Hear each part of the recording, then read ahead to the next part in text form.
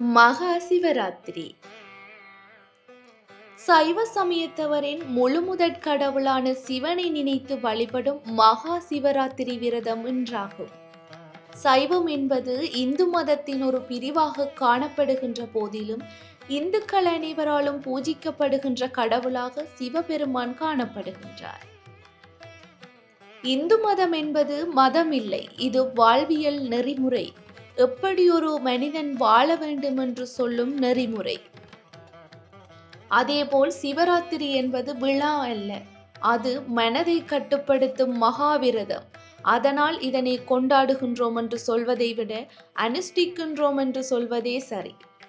சிவராத்திரி என்றால் பட்டினி கிடப்பது, கண் விழிப்பது, கோவிலுக்கு போவதுடன் நின்று விடாமல் இதன் தத்துவம் உணர்ந்து இவ்விரதத்தை அனுஷ்டித்தால் வாழ்க்கை என்றால் என்ன என்பதை புரிந்து கொள்ளலாம்.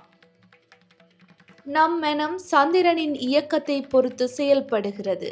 சந்திரன் வளரும் நாட்கள் 15, தேயும் நாட்கள் 15. இதில் தேய்பிறையின் 14வது நாள், அதாவது அமாவாசைக்கு முந்தைய நாள் சந்திரன் ஏறத்தாழ மறைந்துவிடும். நம் மனமும் இப்படித்தான். ஒரு நாள் ஒன்றை அடைந்தே தீர வேண்டும் என்ற ஆசை பொங்கும். அடுத்த நாளே அது எதற்கு, அதனால் என்ன பயன் என எண்ணி அந்த எண்ணம் தேய்ந்து போகும். மறுநாளே இதோ வந்துட்டேன் பாரென்று அதே ஆசையின் மீது லயிக்க ஆரம்பித்துவிடும். இப்படி நிலையில்லாமல் இருப்பது மனம். சிவராத்திரியை ஏன் தேய்பிறையின் 14ஆம் நாள் அனுஷ்டிக்கின்றனர் தெரியுமா? மனித மனம் ஒரு நிலைப்பட தியானம் அவசியம். அலைபாயும் மனதை சிவத்தின் மீது வைத்து எங்கும் போகாமல் கட்டி போட வேண்டும். அப்படி கட்டி போட்டாலும் அமாவாசைக்கு முந்தைய நாள் சந்திரனின் சிறு கீற்று போல மனதின் ஏதோ ஒரு மூலையில் முந்தைய ஆசை எண்ணங்களின் சிறு வடிவம் புதைந்துதான் இருக்கும். அதையும் ஒழித்தால்தான் நாம் பிறவியிலிருந்து விடுபட்டு சிவனை அடைய முடியும். அதற்காக சிவனை வழிபடும் நாளே சிவராத்திரி. இந்த தத்துவத்தை உணர்த்தத்தான் சிவனை லிங்க வடிவில் படைத்தனர் நம் முன்னோர்.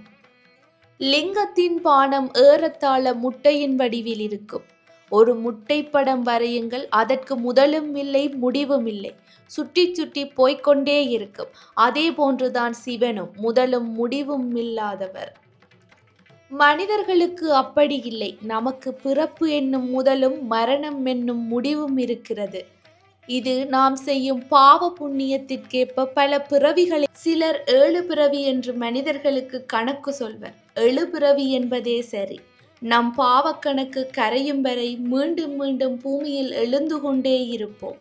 பிறவிச் சூழலில் இருந்து விடுபட ஏதாவது வழி இருக்கிறதா என்றால் இருக்கிறது. அதற்கு ஒரு மந்திர வார்த்தையை சொல்லி இருக்கின்றனர் நம் முன்னோர். அதுதான் அன்பே சிவம். பிற உயிர்களையும் தம்மை போல கருதி அன்பு செலுத்த வேண்டும். சிவராத்திரி நாளில் பகல் இரவு முழுவதும் உணவு ஏதும் உண்ணாமல் உறங்காமல் கண் விழித்து சிவராத்திரி இரவு முழுவதும் சிவாலயம் அல்லது குலதெய்வம் கோவிலில் பூஜையில் கலந்து கொண்டு சிவராத்திரிக்கு மறுநாள் பகல் முழுவதும் விழித்திருக்க வேண்டும். அப்படி இருந்தால் மட்டுமே சிவராத்திரி விரதம் இருந்த பலன் முழுமையாக கிட்டும். சிவாலயங்களில் சிவராத்திரி அன்று 4 ஜாம பூஜைகள் நடைபெறும். சிவனுக்குரிய இந்த பெரு ராத்திரியை சிவ சிந்தனையுடன் மேற்கொண்டு நற்பயன் அடைவோமாக. மகா சிவராத்திரி தினத்தன்று லிங்கோட்பவ கால விசேட பூஜைகள். யாழ்ப்பாணம் நாவற்குழி திருவாசக அரண்மனையிலிருந்து நமது டிவியில் நேரலையாக.